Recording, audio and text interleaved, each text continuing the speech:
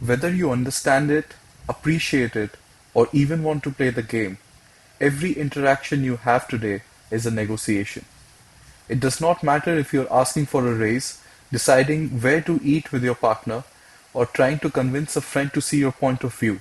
Life is a constant mechanism of give and take. You give in order to receive. But as an organizational behaviorist, I can tell you exactly why your negotiations are failing and why you are constantly walking away feeling undervalued. You talk too much. When you enter an interaction, you let your anxiety drive. You immediately declare what you need, what you want, and what you're willing to offer. You broadcast your internal state before you have taken even 10 seconds to truly decipher what the person sitting across from you actually needs. Because you reveal your hand first, you force yourself to bargain that is inherently unfavorable to you. Today, we are going to look at this document and we are going to deconstruct the psychology of the silent negotiation. We are going to explore why maintaining a stoic, unattached mindset gives you absolute leverage, how to train your mind to see the unseeable and hear the unhearable, and how to construct win-win scenarios so powerful that the other person walks away feeling like they got the better end of the deal. Let's look at the framework we will be using today. Most people think negotiation as a loud, aggressive debate. They think the most persuasive person is the one who speaks the fastest or argues the hardest. That is a deeply amateur perspective. True persuasion is entirely silent. It is about observation, psychological distancing, and strategic restraint. We are going to look at an economic theory of information asymmetry. Travel to the ancient markets of the Silk Road to understand the art of pause and to build a systematic protocol to help you extract the data you need from others without giving yourself away. To understand why we ruin our negotiations, we have to look at how we handle silence. For most people, silence is physically uncomfortable. When a pause opens up in a conversation, your heart rate elevates slightly. To self-soothe, you fill the void with words. You explain yourself, you justify your requests, and you lay your entire thought process. In behavioral economics, there is a principle called information asymmetry. It states that in any transaction, the party that holds the most hidden information possesses the structural advantage. When you sit down with a client or a boss or a partner and immediately say, here is what I want and here is what I can give you, you are experiencing an absolute failure of emotional control. You have just handed them all of your asymmetric data for free. Because thus they know now exactly what you need, they can safely mask what they need. They can adjust their boundaries, inflate their demands, and give you an absolute minimum required to satisfy your stated desires. The trick is remarkably simple, yet incredibly difficult for the modern ego to execute. You must shut up and listen. You must maintain a meditative, unattached mindset. You must remain mysterious. When you withhold your intent, when you do not immediately validate them, correct them, or demand from them, you create a vacuum. And human nature abhors a vacuum. To fill the silence, they will start talking. And as they talk, they will inevitably reveal their insecurities, their actual desires, and the true price they are willing to pay. If you want a masterclass in this, you do not look at the modern Wall Street. You look at the ancient trading routes. If you walk into the Grand Bazaar in Istanbul, a market that has been operating on the exact same psychological principles for over 5 centuries, and you attempt to buy a high-end silk rug, you will notice something fascinating about the master merchants. When you walk into the shop, the master merchant will never ask you for your budget. He will never tell you how much a rug costs. Instead, he will offer you a seat, he will pour you a small glass of hot apple tea, and then he will simply ask you about your home. He will ask you about your travels, and while you are drinking the tea and looking at the walls, you think the negotiation hasn't started yet. But you are wrong. The negotiation is entirely underway. The merchant is engaging in active, predatory listening. He's watching your eyes, he's noticing that your gaze lingers 2 seconds longer on that deep blue rug than on the red ones. He listens to the tone of your voice, and when you mention your spouse back home, he is gathering asymmetric data. He lets you tell him exactly what you need.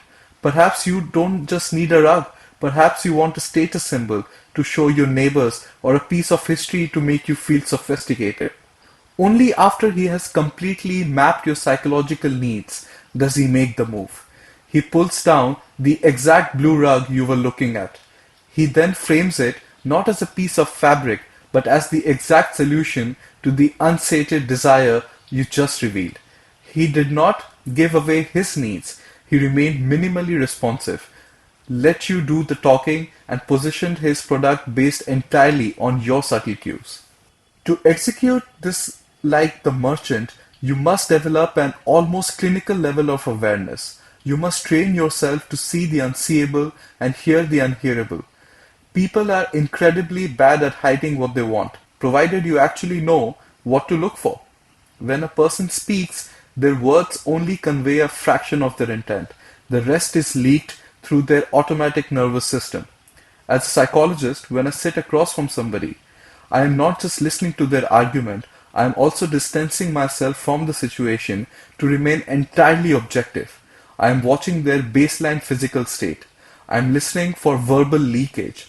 When they use qualifiers like I just or I'm trying to, it tells me they lack conviction in their own stance. I am watching the subtle physical cues mapped by researchers like Paul Ekman. If their shoulders rise towards their ears, they are experiencing a threat response. If they suddenly lean forward and uncross their arms when a specific topic is mentioned, they have just shown me what they actually value. This is the true utility of empathy.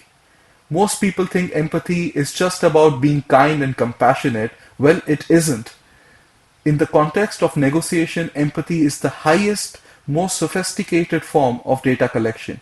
When you keep your emotions perfectly in check and you focus 100% of your cognitive bandwidth on deciphering their subtle visual, bodily, and emotional cues, they will hand you the exact blueprint required to persuade them. Once you have shut up, listened, and deciphered their true intents, you hold all the leverage. Now you can construct what I call the win, even better win condition. Most people aim for a compromise, but a compromise usually means both parties give up something they want and both leave feeling slightly resentful. Because you have let them speak first, you don't have to compromise. You now know exactly what they value the most, and often what they value most costs you very little to give. For example, your colleague might be arguing fiercely about a project deadline. If you were talking, you would argue about the dates. But because you were listening and observing the subtle cues, you realize that they don't actually care about the timeline. They are terrified of looking incompetent in front of the boss. Now, you position by saying, I will take on the heavy lifting for this phase while you provide the final slide deck to the executives. By doing this, you just gave them exactly what they needed, visibility and status, which costs you nothing because you only care about the work getting done. Your position, your offer, so that it seems infinitely more valuable than they initially thought. They leave the negotiation feeling like they completely won. They feel they got a massive steal. Meanwhile, you achieved exactly what you wanted without ever having to raise your voice, plead your case, or compromise on your core boundaries. So, how do you integrate this into your life today? You apply this three-step protocol. Step 1, the strategic void. The next time you enter a high stakes conversation, state your basic premise in one sentence and then close your mouth. Do not elaborate, do not justify yourself. The silence will feel heavy, but let it be heavy. Force them to fill the void. Step 2, tactical observation. When they are talking, drop your ego. Stop worrying about what you are going to say. Detach yourself completely from the outcome. Watch their physical cues. Where do their eyes start? When does their voice pitch up? What are they desperately trying to say? Step 3, the tailored proposition. Once they have emptied their psychological pockets on the table, you gather all the pieces. You take what you want to offer all along, but you package it in the exact language of their hidden needs. Stop giving yourself away. Stop making unfavorable bargains because you are too anxious to sit in the quiet. Let them talk. Shut up and listen. And watch how quickly the world yields to the person who knows exactly what they want. If you found this breakdown valuable, open a clean page in your journal right now. Think of an ongoing conflict or negotiation in your life. Write down what you think the other person wants, and then write down what their subtle cues suggest they actually need. Every week, I provide academic reading lists, private essays, and deeper philosophical frameworks to help you structure your cognition. Remember to listen. I will see you in the next one.